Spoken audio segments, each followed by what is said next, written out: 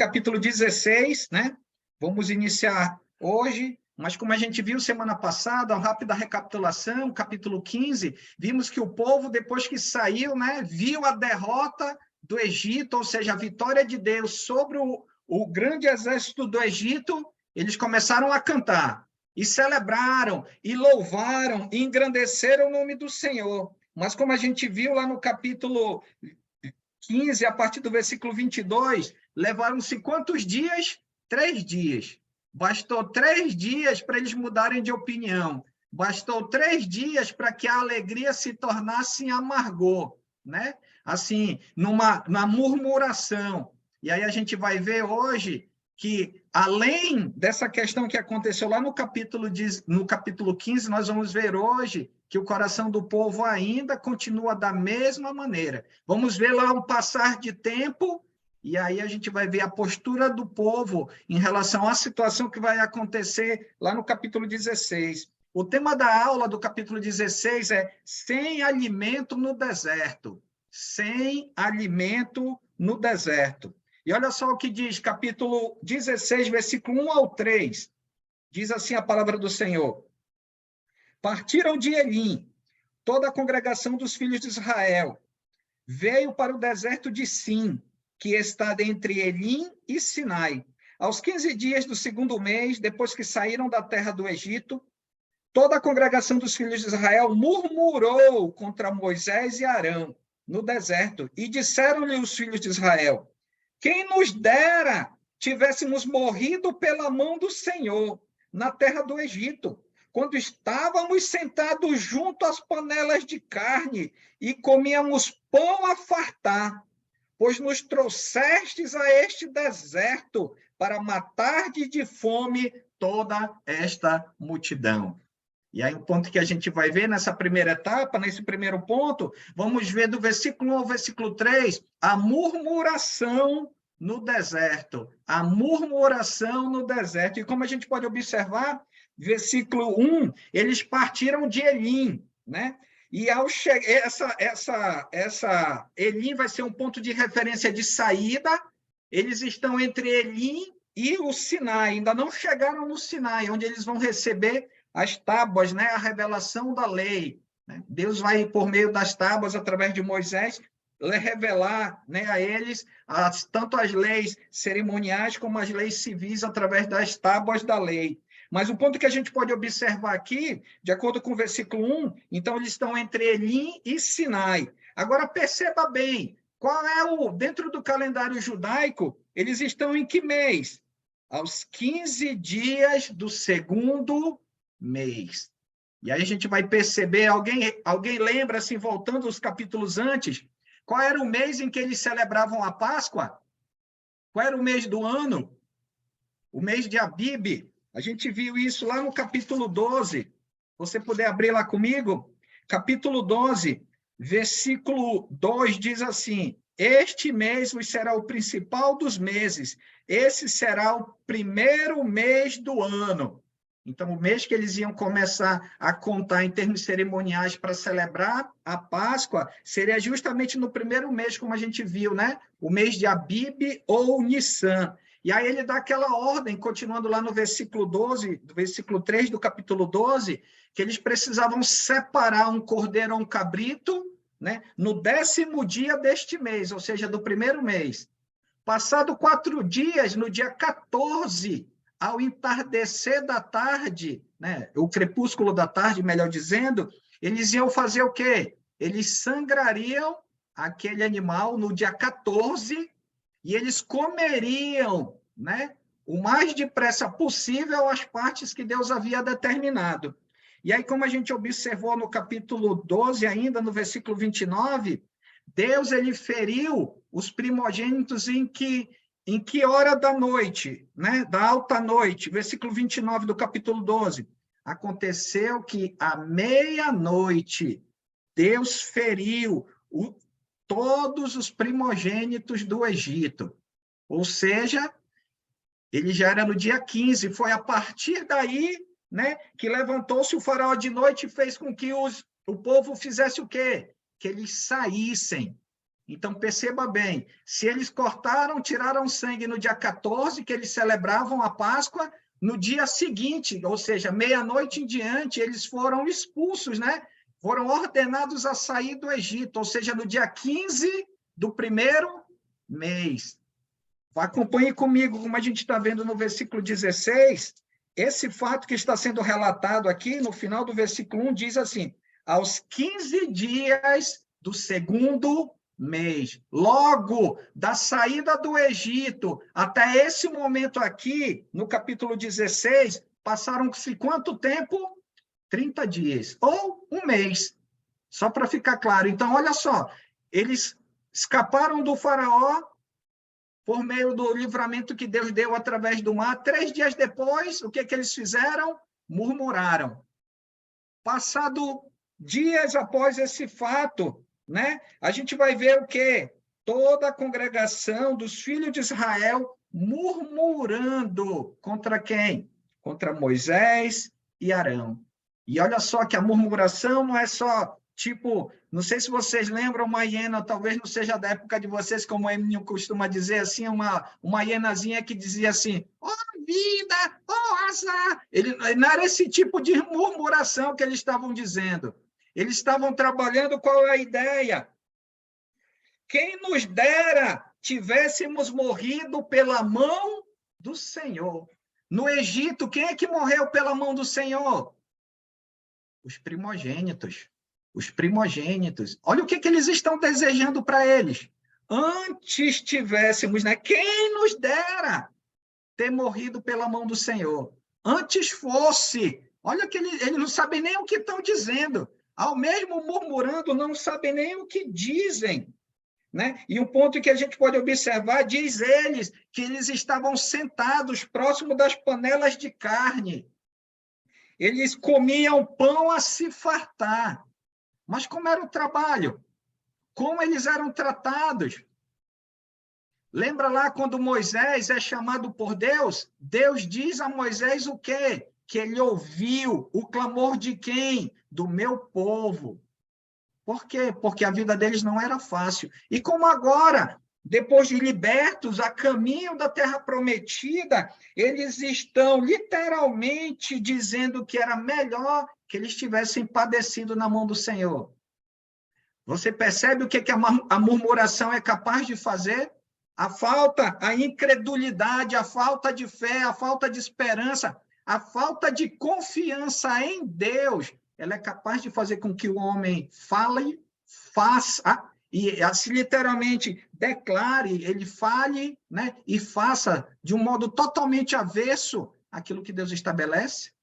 Então, podemos ver que a murmuração, a incredulidade, ela é um perigo na vida de quem? Na vida dos discípulos de Jesus. Ela é um perigo, está sendo um perigo aonde? Na vida do povo de Israel. Só que Deus, a gente vai perceber a partir do versículo 4, que mesmo que o homem ele se poste dessa maneira, Deus ele sempre vai estar mostrando o quê? Que acima disso está quem? O seu plano. Está o quê? O seu plano, a sua provisão. Diga lá, Giovanni. Isso que o irmão está dizendo é importante para os dias de hoje. Essa é a terceira murmuração. A primeira foi diante do Mar Vermelho, a segunda foi água para beber, lá em Êxodo 15, e essa terceira, falta de comida. Depois vai ter uma quarta. Todas essas murmurações, até então, não tiveram consequências de Deus. Quando lá em Êxodo 19, quando eles chegarem no Monte Sinai e prestarem culto e receber as tábuas, ali sim, Deus fará uma aliança com o povo e será o povo de Deus. Nós vamos ver que a partir dali, dessa aliança, vai ter consequências essas murmurações. Até então, não. Deus está dando a resposta positiva para o seu povo. Mas, depois que fizer aliança, não mais. E assim é nos dias de hoje, quando nós nos batizamos e fizemos aliança com Deus, lá no batismo, entramos para a nova aliança, nós não podemos murmurar. Lamentar, sim, mas murmurar, não. Temos consequências como a disciplina, o castigo de Deus. Isso. Obrigado, mano. E a gente pode ver que nós não podemos nos colocar numa situação de testar a paciência, testar a misericórdia, testar a justiça de Deus. Não podemos fazer isso. porque já não somos merecedores, trazendo para o nosso contexto, não somos merecedores daquilo que Deus nos oferece por meio de Cristo, né? Então, já é uma graça aquilo que Ele está nos dando. E o que a gente precisa fazer é justamente valorizar, é entender e confiar em quem? Acima de tudo, nele. E olha a provisão, versículo 4, diz assim, 4-8.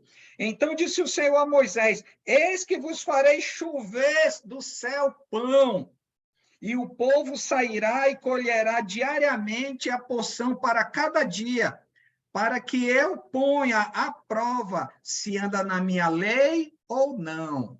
Bem, o que é que vocês querem comer? Lá no Egito, vocês tinham pão a se fartar, vocês tinham as panelas, vocês estavam sentados às panelas de carne. E o que que Deus vai fazer? Eu vou fazer chover do céu pão. Então, não é pouco. Aquilo que ele tem para dar, se eles forem pacientes, Deus vai conceder. E olha só, quando ele diz no final, colherá diariamente, porquanto a cada dia, para que eu ponha à prova, para que vocês entendam, né? Realmente quem está conduzindo. E um ponto importante é, põe à prova se anda na minha lei ou não. E aí, como o Giovanni bem comentou sobre a parte das murmurações, mesmo que eles tivessem razão de murmurar, o que que Deus vai fazer? Deus vai conceder.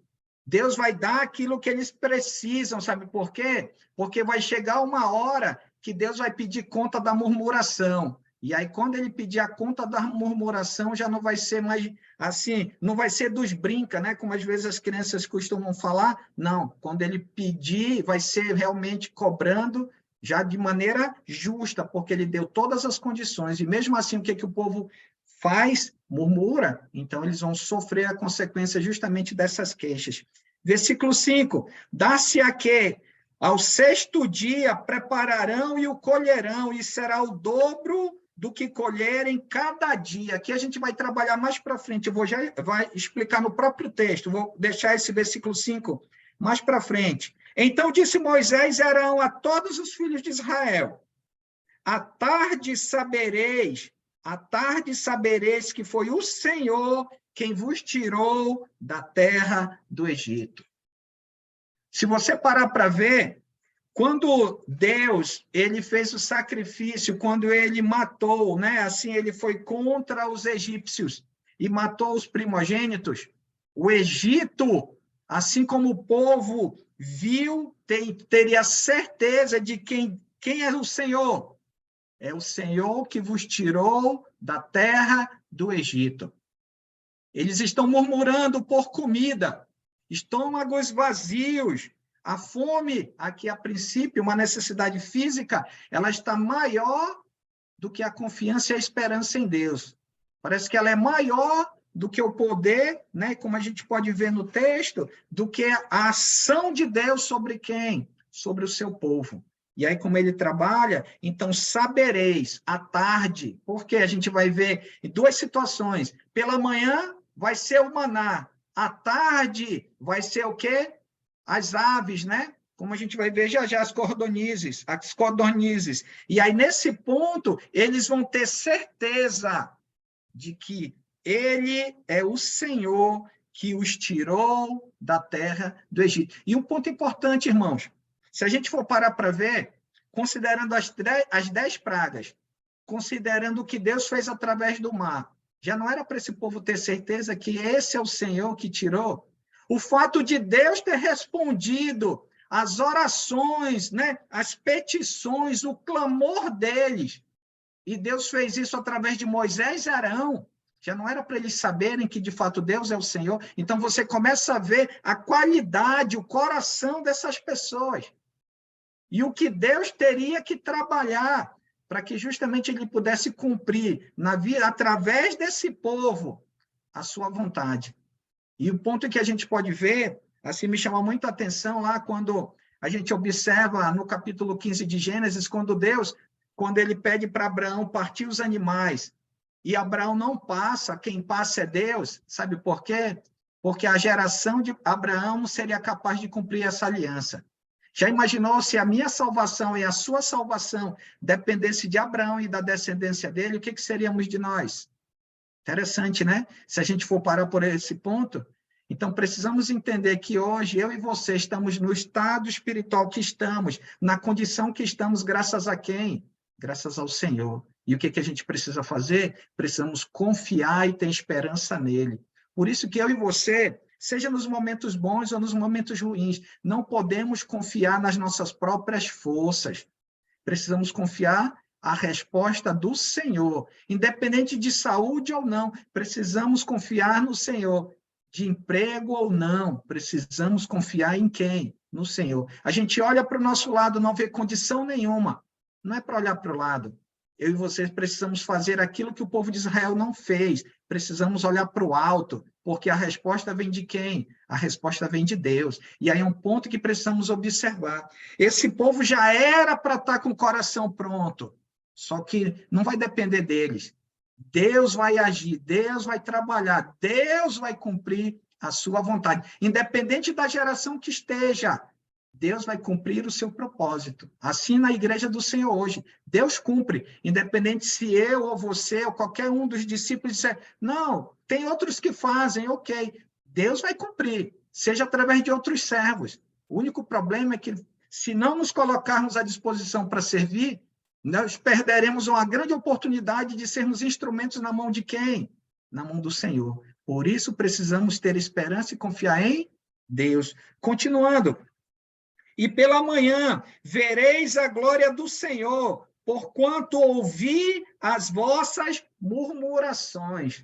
Se você parar para observar, lá no versículo 2, e diz que eles direcionaram a murmuração contra quem? Contra Moisés e Arão. Só que quem enviou Moisés e Arão? Deus. Então, se eles estão reclamando de Moisés e Arão, eles estão reclamando de quem? Do Senhor. E aí um ponto que eu tiro para a gente poder assim, ajudar no nosso andamento, muitas vezes, quando eu e você, né, ensinamos a palavra de maneira genuína, muitas vezes as pessoas que se estão numa condição inadequada ou não estão cumprindo, muitas vezes, aquilo que Deus estabelece, algumas vezes as pessoas ficam chateadas.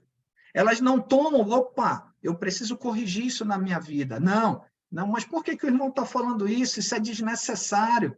Mas ele não consegue enxergar que aquilo que quem está dizendo é o quê? É a palavra. E muitas vezes, aquele que está ensinando, aquele que está pregando, ele é criticado. Mas aí que está o ponto. Se estamos fazendo, se você, minha irmã, está fazendo, se os homens estão fazendo, meus irmãos estão fazendo, se eu e você estamos fazendo de acordo com a vontade de Deus, aquela crítica não é para mim nem para você.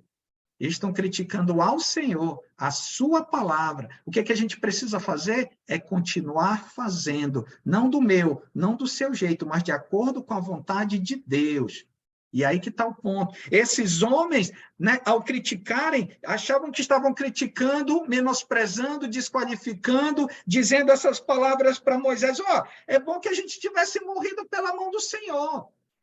Mas eles estavam falando diretamente para aquele que ceifou a vida dos primogênitos do Egito. E Deus deixa isso muito claro para eles, versículo 7, porquanto ouviu as vossas murmurações. Pois quem somos nós, para que murmureis contra nós? Olha aí, Moisés dizendo para eles, quem somos nós? Não somos nada. Eles estão apenas como emissários, como aqueles que estão proclamando a vontade de quem? A vontade de Deus. Prosseguiu Moisés, versículo 8, será isso quanto o Senhor à tarde vos der carne para comer, e pela manhã pão para que vos farte. Porquanto o Senhor ouviu as vossas murmurações, com que vos queixais contra ele. Pois quem somos nós?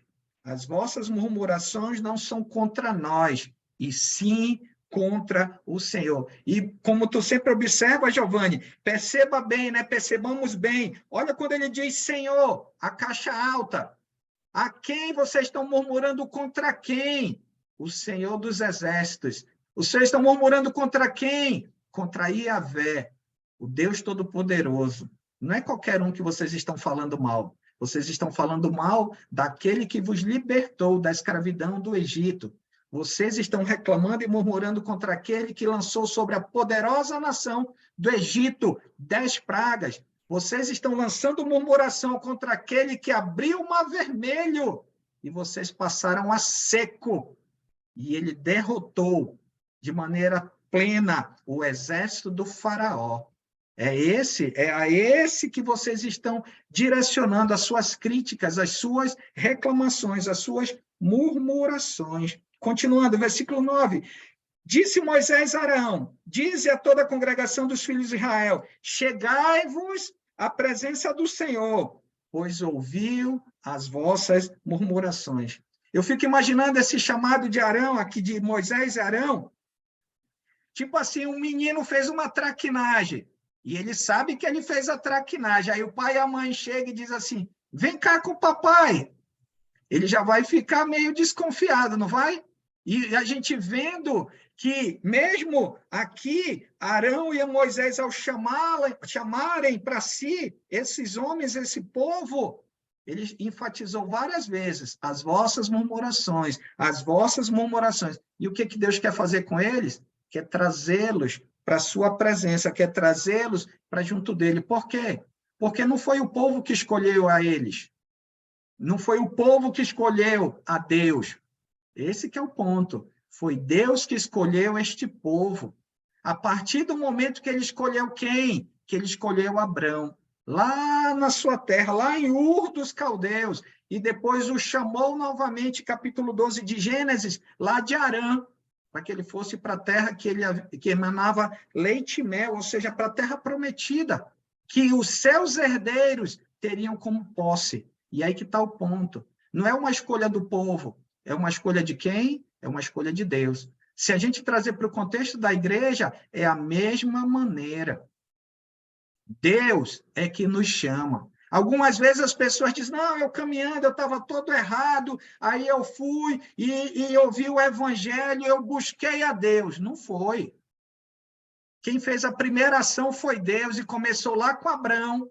Através da genealogia de Abrão, ele revelou Jesus, cumpriu o plano de salvação através de Cristo.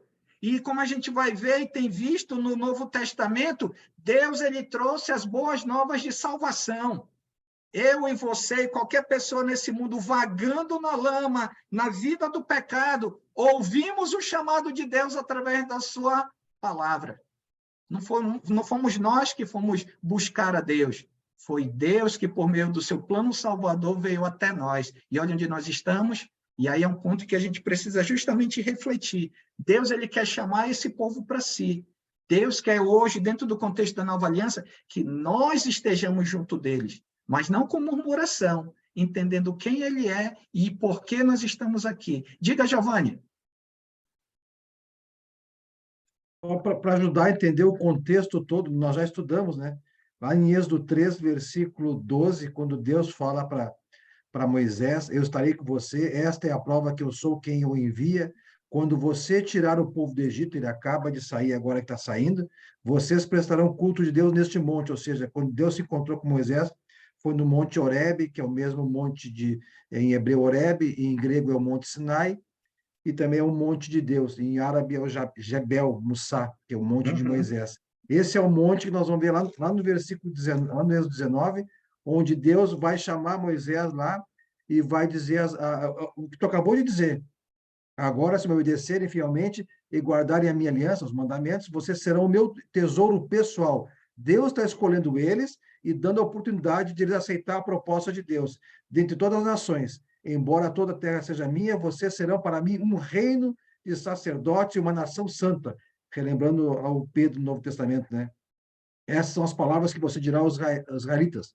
Aí Moisés desce o monte, conversa com o povo, vocês aceitam ser o povo de Deus? Sim, diga a Deus que aceitamos. Ele volta lá, bom, tá, então agora é uma aliança. Vá lá e consagre o povo, purifique o povo, agora vocês são meu povo.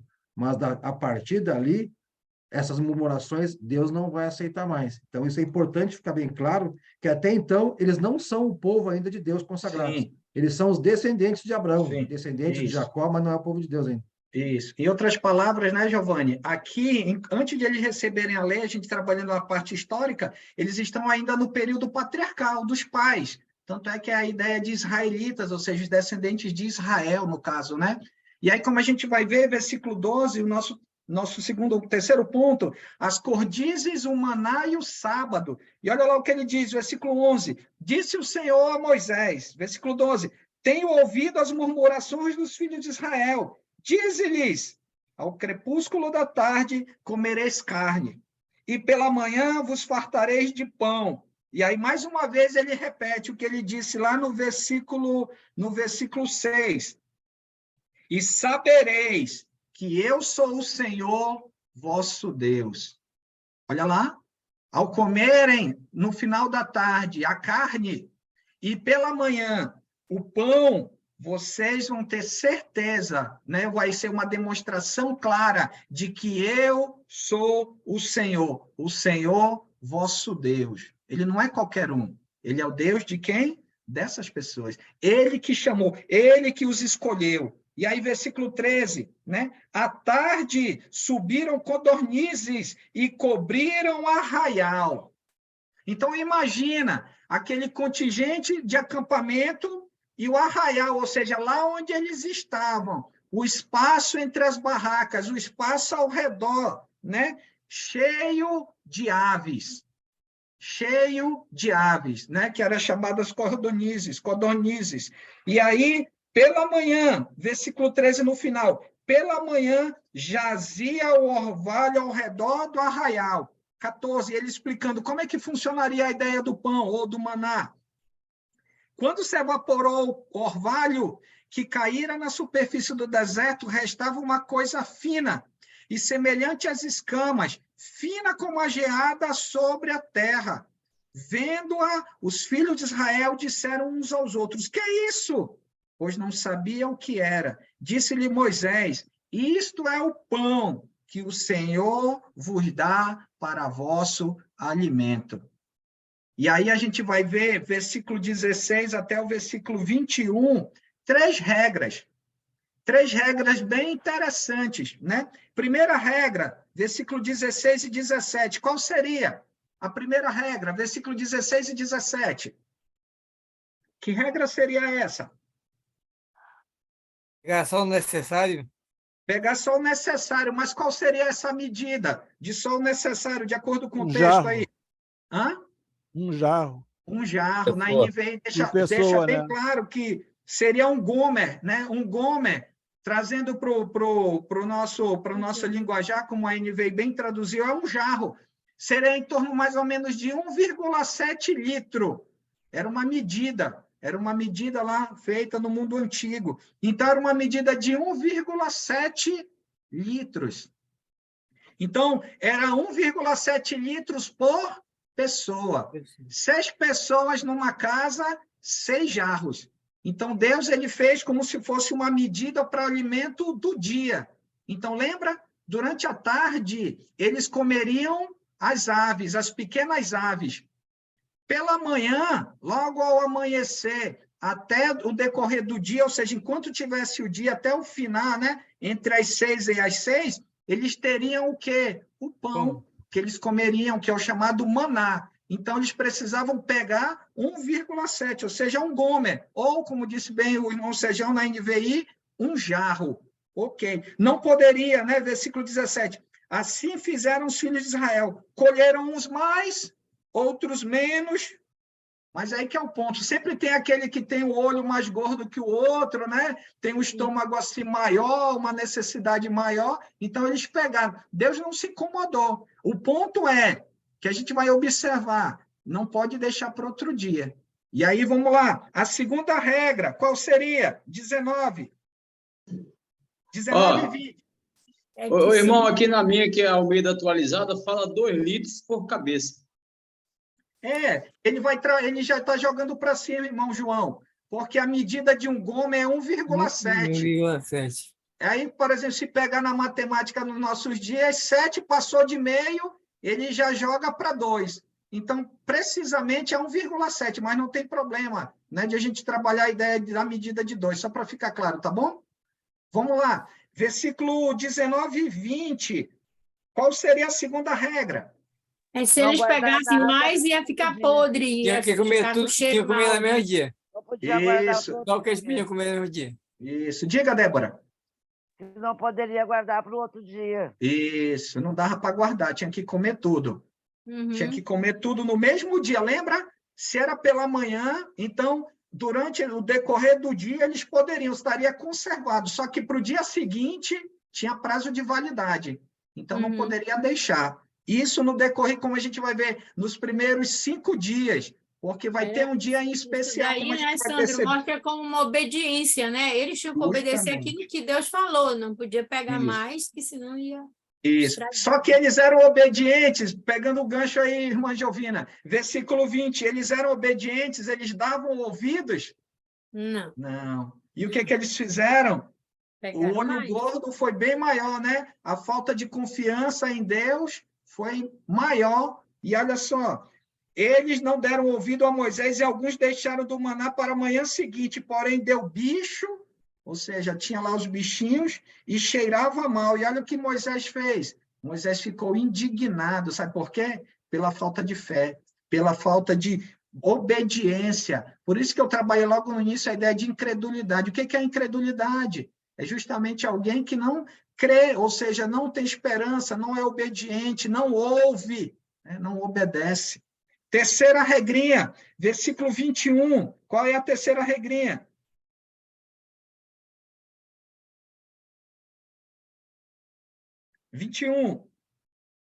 Qual era a terceira regrinha?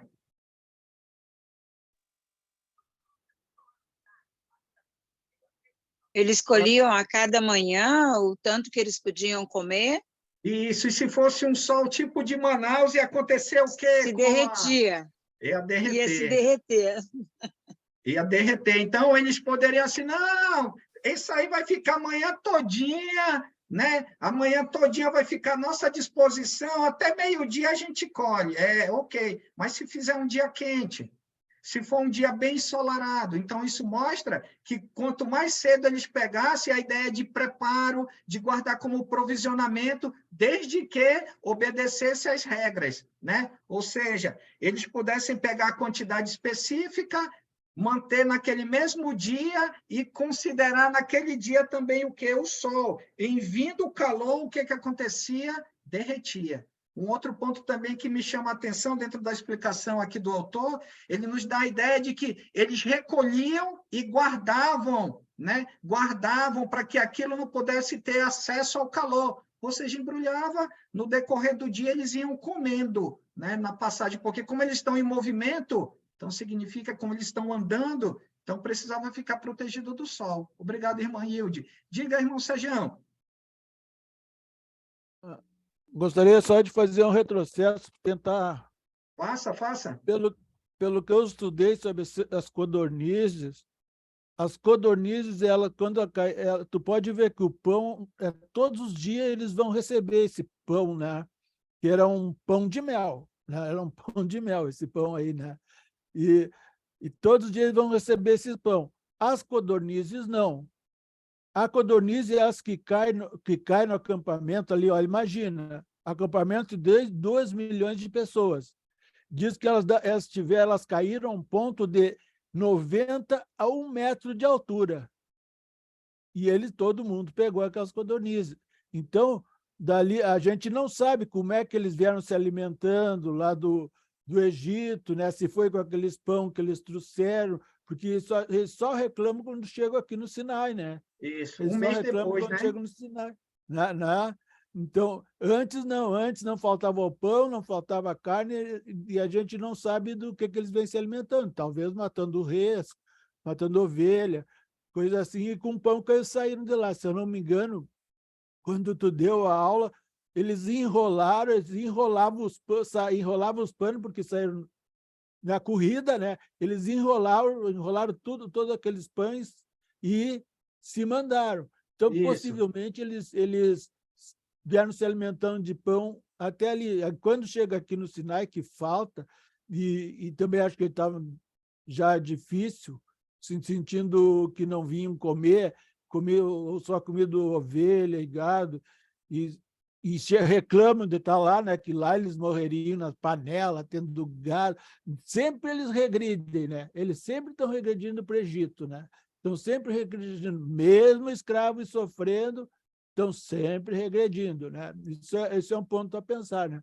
Então, Isso, aqui senhor. diz que, um estudo que eu vi, a codorniz, elas ficaram de 90 a 1 metro do chão, quando esse vento oriental que Deus manda, e elas caem no acampamento, eles ficam de 90 centímetros, 1 metro. Então, eles recolhem todas aquelas codornizes, porque nós não vemos mais eles reclamando, né? E nem de Isso. pão, nem de... Né? A Era gente, só inclusive, isso, tá? vai ver, né? Acho que no penúltimo versículo ele vai trabalhar esse ponto aí, como o senhor bem observou, da questão da provisão, né? Aí, já que eles estão reclamando por causa do estômago vazio, Deus vai dar provisão, como a gente viu a partir do versículo 4, né? Então, ele vai mostrar, para que vocês saibam que eu sou o Senhor, que vos tirou do Egito, eu vos fartarei, o termo que ele usa no 4, vos farei chover do céu pão. Não vai cair pão. Se vai chover, quando a gente vê aqueles temporais lá, imagina só como é que seria uma chuva de pão, pela fartura, todos os dias pela manhã, desde que eles observassem aquelas 3 regras, né? Como a gente acabou de ver. Ok, obrigado, irmão Sejão. Versículo 22, a gente vai ver agora a ideia do descanso do sábado, e aí vai ver uma característica bem peculiar em relação ao recolhimento do maná. Versículo 22. Ao 6º dia, colheram pão em dobro. Olha lá, 2 gômeres. Por quê? 2 jarros. Porque se é o 6º dia, depois do 6º dia veio o 7º. Então, eles já precisavam, Deus já estava preparando eles, justamente para aquilo que ele ia conceder aonde? Lá no Sinai. E aí Deus diz, olha, ao 6º dia colherão pão em dobro, 2 gômeres para cada um. E os principais da congregação vieram e contaram-no a Moisés. Então, provavelmente, os cabeças ali, os pais, né, das tribos, os principais ali, os anciãos, foram até Moisés e dizer, olha aí, hoje é o 6º dia, o pessoal está pegando em dobro, vai estragar, não é um só. E aí o pessoal está pegando em dobro 2 gômeres, e olha só, respondeu Moisés, respondeu-lhes ele, isto é o que disse o Senhor, amanhã é o repouso, o santo sábado do Senhor. O que quiserdes cozer no forno, cozei-o. O que quiser cozer em água, cozei-o em água. E tudo o que sobrar, separai, guardai para a manhã seguinte. E aí um ponto que a gente pode observar, versículo 22, quando os homens, né, esses anciãos foram até Moisés, a gente pode perceber, se você olhar comigo no versículo 5, ele está dizendo isso, que no 6º dia, como eu disse, olha, eu vou deixar isso aqui mais para frente, porque a gente vai ver o texto explicando, e é justamente o que está dizendo no versículo 5, que no 6º dia, aliás, eles iam receber porção em dobro, por causa do quê? Para o 6º e para o 7º dia. Então, por isso que ele diz, ele orienta, versículo 23, o que precisa cozer, cozei. No forno, ou seja, assar. O que não for assar, for fazer um cozido, cozinhar em água. Então, ó, façam e guardem isso para o quê? Para a manhã seguinte, justamente para que eles não fizessem. Versículo 24, e guardaram-no até pela manhã seguinte, como Moisés ordenara. E olha um detalhe importante, de maneira amanhã do sábado. Oi, diga. Amanhã do sábado. Isso, amanhã seguinte ou amanhã do sábado, né? A gente se referindo ao 6º dia. E olha um detalhe importante, irmão Valdivino. No final do versículo 24, passou 2 dias e o que não aconteceu com o maná? Não cheirou mal.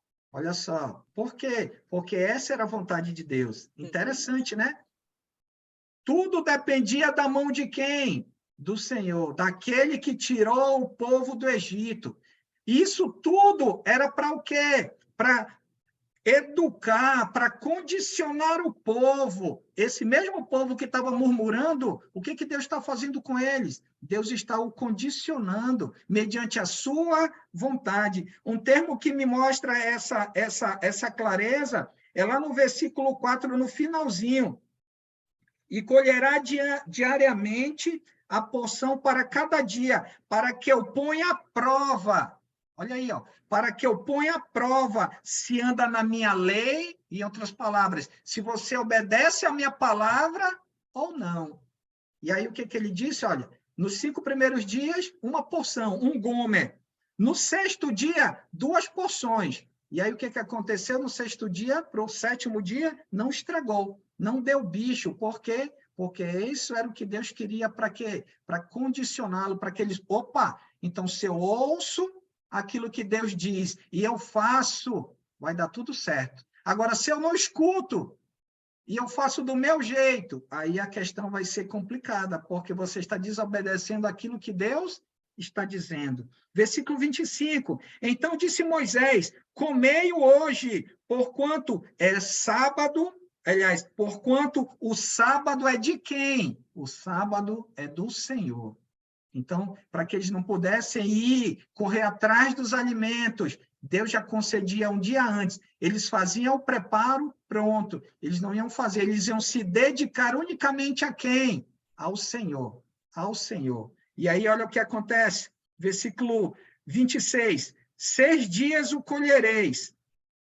Aliás, desculpa, deixa eu só enfatizar o finalzinho do 25. Hoje não o achareis no campo. Se por alguma questão, será que tem hoje? Na dúvida, deixa eu pegar o meu jarro e sair aqui no acampamento para ver se eu acho. Moisés já está dizendo, ó, não achareis no campo. Versículo 26. 6 dias o colhereis, mas o 7º dia é o sábado, nele não haverá. Agora, olha um detalhe curioso. Aí você tira a sua conclusão em relação ao povo, versículo 27. O que foi que eles fizeram? Eles foram procurar, mas não encontraram nada. Esse que é o ponto. Olha aí o que Deus está trabalhando no coração dessas pessoas. Né? E aí que está o ponto. E Deus está trabalhando, mas é aquilo que a gente pode perceber, Deus tem um objetivo, Deus tem um propósito maior. Deus tem um objetivo maior, né, sobre este povo. Como eu comentei aqui no decorrer do curso, do estudo, ele, né, justamente tem um plano olhando quem? A revelação de Jesus e aquilo que ele vai fazer através de quem? Do Senhor. Diga, Giovanni. Esse propósito que o irmão está falando está lá em Deuteronômio, capítulo 8, versículo 2 em diante, quando é falado para a nova geração. Lembre-se de como o Senhor, o seu Deus, os conduziu por todo o caminho no deserto, durante esses 40 anos. Para quê? Qual o propósito que tu acaba de falar? Para humilhá-los e pô-los à prova, a fim de conhecer suas intenções, se iriam obedecer aos meus mandamentos ou não. Assim ele os humilhou e os deixou passar fome, mas depois os sustentou com maná, que nem vocês, nem seus antepassados conheciam, para mostrar-lhes que nem só de pão viverá o homem, mas de toda a palavra que procede da boca do Senhor. Aí nós vamos para João 6, vamos ver Jesus falando sobre isso também. Isso, João 6 é bem... Um ponto também que me chama a atenção, Giovanni, lá em Deuteronômio 5, lá no versículo 2 e 3, quando ele diz assim, o Senhor nosso Deus fez aliança conosco em Horebe. Não foi com os nossos pais que fez o Senhor esta aliança, e sim conosco, todos os que hoje aqui estamos vivos. Mas por que é com os que estão vivos? Porque aqueles que murmuraram foram mortos, tiveram o resultado da desobediência, da incredulidade. Eles ficaram no meio do caminho. Por isso que, dentro do contexto da nova aliança, precisamos, acima de tudo, confiar em Deus.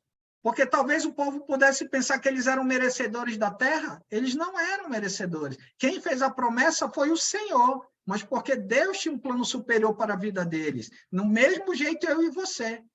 Nós não podemos nos colocar acima da vontade de Deus, porque se assim nos colocarmos, vamos agir com incredulidade. Mas se eu e você formos submissos, obedientes, nós nos colocando embaixo da vontade, nós estaremos caminhando dentro do propósito que Deus estabeleceu para a nossa vida. Logo, estaremos vivendo, né, de maneira obediente à vontade do Senhor. E aí, o que acontece? Nós teremos o galardão eterno. Por quê? Porque reconhecemos que não somos nós que fazemos a diferença, mas é Deus que faz a sua diferença através da minha, da sua vida, quando nós obedecemos à vontade dele, né? Que é o que nós podemos observar no trato de Deus em relação a quem? Esse povo. Porque podemos pensar assim, puxa, mas como eles são incrédulos, puxa, como eles são desobedientes.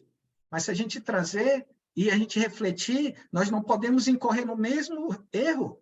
Precisamos aprender com esse exemplo registrado na palavra. Por isso que precisamos estudar a Escritura. Por quê? Deus deixa os bons e Deus deixa os maus exemplos registrados. Para quê? Para que a gente aprenda com os velhos, que a gente aprenda com os maus exemplos e a gente possa fazer e receber da parte de Deus aquilo, né, que ele exerce em relação àqueles que obedecem à sua vontade. Ou seja, recebem, são presenteados, recebem um galardão dentro do contexto da nova aliança, a vida eterna. Tranquilo? Continuando aqui, versículo 27. Então, eles saíram, eles foram atrás, né? Considerai o que o Senhor vos deu, o sábado por isso, versículo 29. Ele, no sexto dia, vos dá pão para 2 dias.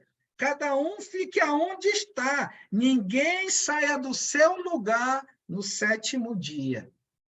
Então, não é para sair, não é para obedecer, não é brincadeira, né? Mais ou menos, Deus já está preparando o povo para que eles entendam, ó, isso não é brincadeira, é sério. Então, vocês precisam, se Deus organiza para o 6º dia, para vocês comerem 2 dias, então não façam nada, cozinhem do jeito que for, no 6º dia, e aí no sábado se alimentem. E olha um ponto que a gente vai ver, foi algo tão marcante na vida do povo, né? O maná, que olha o que Deus vai fazer, versículo 31 em diante, ele vai preservar o maná para as gerações futuras. Olha o que diz o versículo 31.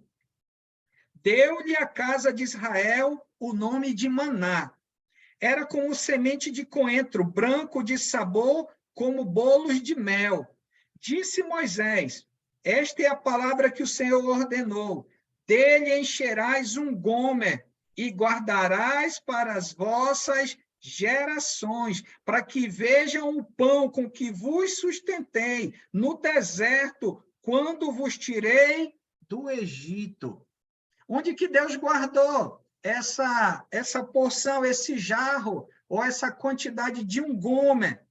Abram comigo lá em Hebreus, segura aqui em Êxodo. Vamos lá em Hebreus, capítulo 9, versículo 4. Onde que foi guardado? Olha aqui, a gente vai ver no contexto da nova aliança. Hebreus, capítulo 9, versículo 4. Diz assim, Hebreus 9, 4. Ao qual pertencia um altar de ouro para o incenso e a arca da aliança, totalmente coberta de ouro, na qual estava uma urna de ouro, contendo o quê? Contendo o maná. O bordão de Arão que floresceu e as tábuas da lei. Como é que o povo teria conhecimento, né, daquilo que havia acontecido lá atrás? Deus pediu para que, num determinado momento, fosse separado uma porção de um gomer. E isso seria guardado aonde? Na Arca da Aliança. Espera lá, mas se lá no deserto durava um dia, estragava e criava bicho. No 6º dia durava 2 dias, se eles guardassem para o 3º e acontecia a mesma coisa, por que Deus deixou dentro da Arca da Aliança? Para que eles pudessem testemunhar o poder de quem? O poder daquele que os tirou da terra do Egito. Ele não era qualquer um.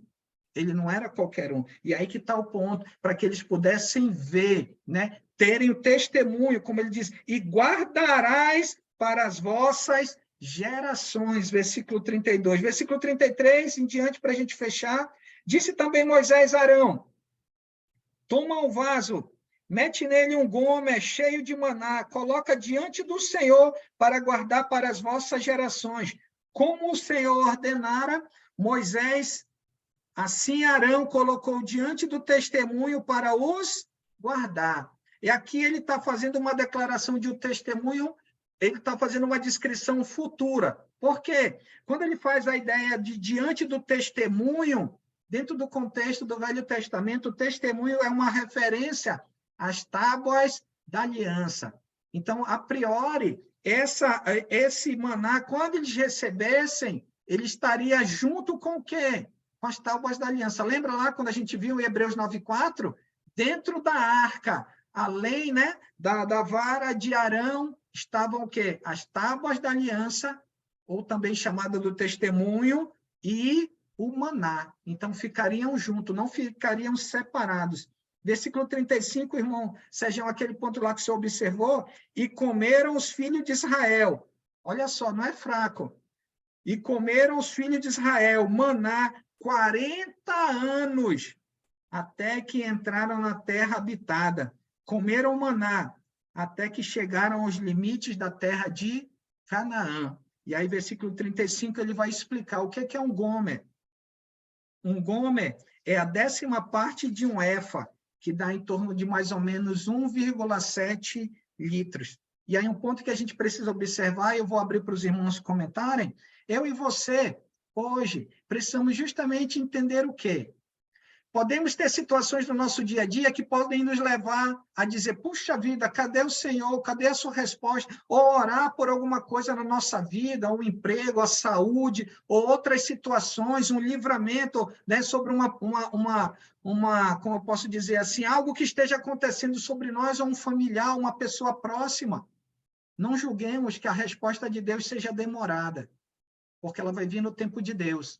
Então, o que nós precisamos fazer? É continuar orando, continuar servindo. Não, eu só vou servir se Deus me responder. Não façamos isso.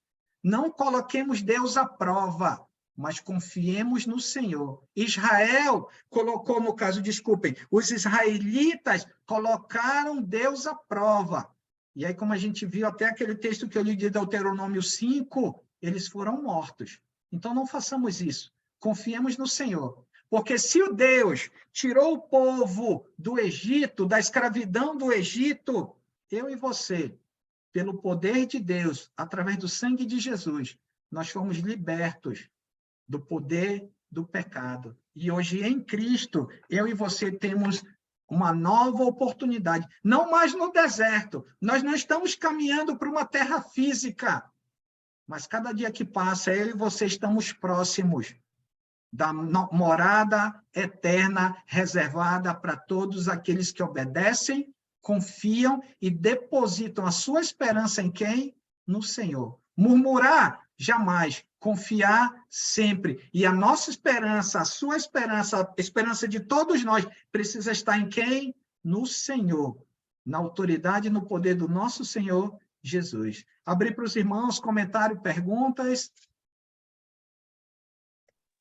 Um pequeno comentário, irmão, a respeito desse pão do deserto aqui, pão de maná, o pão que caiu dos céus. Nós vemos aqui Deus, né, provendo o sustento material do seu povo, que vai ser consagrado lá em Êxodo 19, como o irmão falou lá no Monte Horebe. Aí vai consagrar como seu povo. Lá em João 6,32, é o que diz Jesus. Digo-lhes a verdade, não foi Moisés quem lhes deu o pão do céu, mas é meu Pai quem lhes dá o verdadeiro pão do céu.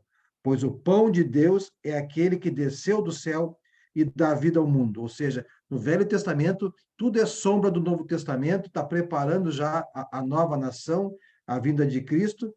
Lá o Deus deu o pão que veio do céu para sustentar o povo de Israel, que seria mais adiante o povo consagrado por Deus, sustentando materialmente. Isso. Aí vem Jesus numa nova aliança, o verdadeiro pão do céu, que dá a sua vida para que nós espiritualmente tenhamos a vida eterna. Então, essa é uma comparação do Velho Testamento com o Novo Testamento. E nós devemos tirar o exemplo do Velho Testamento, não murmurarmos, não nos queixarmos hoje, nos dias de hoje, e confiarmos em Jesus Cristo. Então, a Bíblia é um belo exemplo de ensinamentos que nós tiramos aqui para o nosso dia a dia. Isso. Obrigado, mano. Diga, Barbosa. Obrigado, irmão, pelo estudo. E a gente deve reconhecer que é pelas misericórdias do Senhor, né? Não somos nada, né? Não adianta a gente ficar preocupado, né? Porque Deus vai sempre prover o alimento, a vestimenta, a água para nós, mesmo sem a gente ser merecedor, porque a gente não é merecedor de nada, né? O que a gente basta é confiar nele, né? Acreditar. Então, assim, a gente aprende muito, né, com os irmãos do Velho Testamento, porque, meu, eles tiveram tudo, né? Maná, pão caindo do céu. Mesmo assim, eles murmuravam. E, assim, para nós, é uma grande lição que Jesus, ele não gosta de murmuradores, né? E que nós possamos aprender realmente, focar. Confie no Senhor. Eu não sei qual é o problema, a dificuldade que você está passando, mas Deus está no controle de tudo. É Ele que cuida de nós, e nós precisamos só estar realmente preparados, né? Atentos para essas coisas, para que a gente possa estar juntos, sempre confiando nele, acreditando que temos um Deus maravilhoso. Que Deus nos abençoe. Amém, Barbosa. Obrigado. Irmão Rubem, seu microfone. O sábado hoje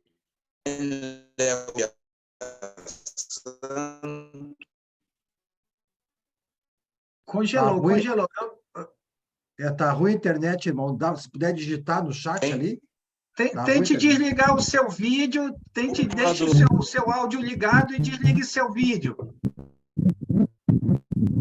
Aí o senhor repete a sua pergunta. Entendi, ele quer perguntar algo sobre o sábado, irmão. Agora, pode falar, irmão Rubem. Caio. Não, estou lhe ouvindo, pode falar. O sábado hoje é um dia santo? Um ponto que a gente precisa observar, irmão Rubem, aqui quando Deus está falando sobre o sábado, ele está falando para quem? Para o povo de Israel. Logo, né, ele está trabalhando no contexto da velha aliança. Então, Deus, ele cumpriu o seu propósito na velha aliança quando ele revela quem? Jesus. Então, Jesus, ao morrer na cruz, o que ele faz lá? Colossenses 2,14. Ele crava na cruz o quê? A lei, porque Cristo cumpre.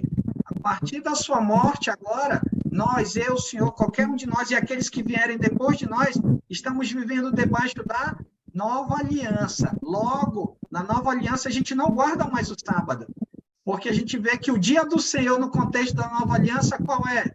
É o primeiro dia da semana, né? Lá em Lucas, capítulo 24, versículo 1, quando as mulheres vão visitar Jesus, né, no túmulo, elas vão em que dia?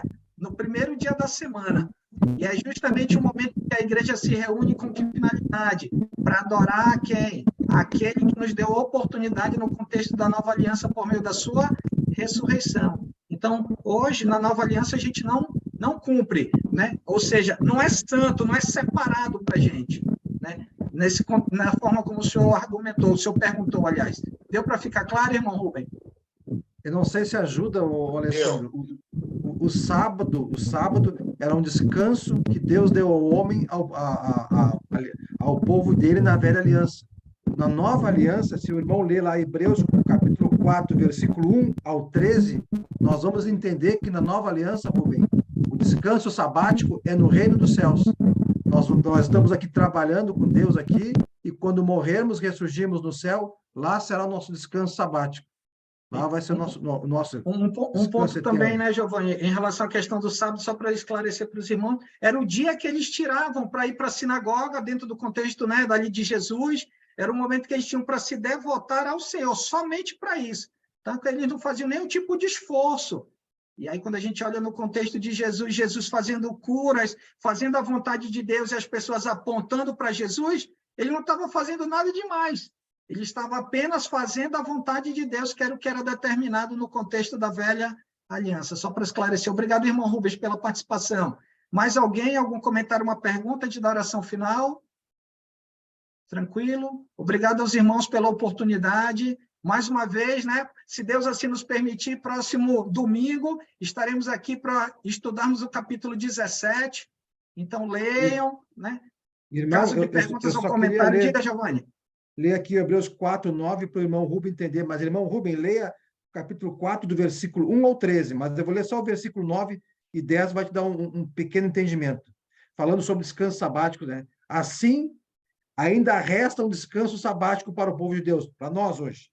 Pois todo aquele que entra no descanso de Deus também descansa das suas obras, como Deus descansou das suas. Portanto, esforcemo-nos por entrar nesse descanso, que é a vida eterna, para que ninguém venha sair do caminho do reino de Deus, seguindo aquele exemplo de desobediência. Então, nós temos que ter na vida aqui na Terra, em obediência a Deus, para não cairmos do caminho de Deus, para termos nosso descanso sabático lá no reino dos céus. Amém. Obrigado. Hebreus o quê, Giovanni? Hebreus 4:9. 4:9, né? Mas tu leia do capítulo, do versículo 1 até o 13. Vai entender direitinho. 4:9. Capítulo 4, do versículo 1 ao versículo 13, não é isso, Giovanni? Aí leu só o versículo 9. Renato, meu irmão. Ok, oremos ao Senhor. Santo Deus, amado Pai, te agradecemos por mais esse dia, graças à tua misericórdia que se renova a cada manhã em nossas vidas. Obrigado por esse dia, primeiro dia da semana, dia de culto e adoração, pelos cultos que foram prestados no mundo todo pela tua igreja. Obrigado por você ter dado essa oportunidade a nós. Te agradecemos por esse bom estudo que foi dado agora à noite, com essa alegria, com esse amor, por esse grande professor que temos, Alessandro, que está sempre disposto a estudar e nos ensinar. Agradecemos a todos que se fez presente, que dispôs o seu tempo para aprender e pôr em prática e ensinar as outras pessoas. Pedimos pela saúde de Davi, esse nosso grande servo do Senhor que está aqui, que o Senhor venha recuperando Davi para que ele possa nos ajudar cada vez mais através da tua palavra. Abençoa a dona Doede também e Jeane, nossa irmã, que voltou no tratamento de câncer. E a todos os nossos irmãos em qualquer dificuldade, seja física, espiritual, financeira, que o Senhor venha atuando com a sua mão poderosa. Nos dá uma boa semana, uma noite de sono, e que nós glorifique nosso Senhor todos os dias, que todos os dias seja santo para nós, e que as pessoas vejam em nossas vidas a vida de Jesus, e que venham se converter ao Senhor.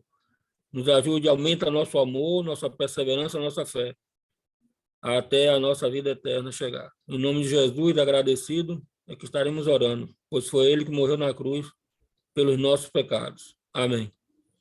Amém, amém. Amém. Obrigado, irmão. Amém. Obrigado pela participação. Boa noite, meus irmãos. Boa noite, meus irmãos, amados. Boa noite. Boa noite, Lica. Boa noite. Boa noite.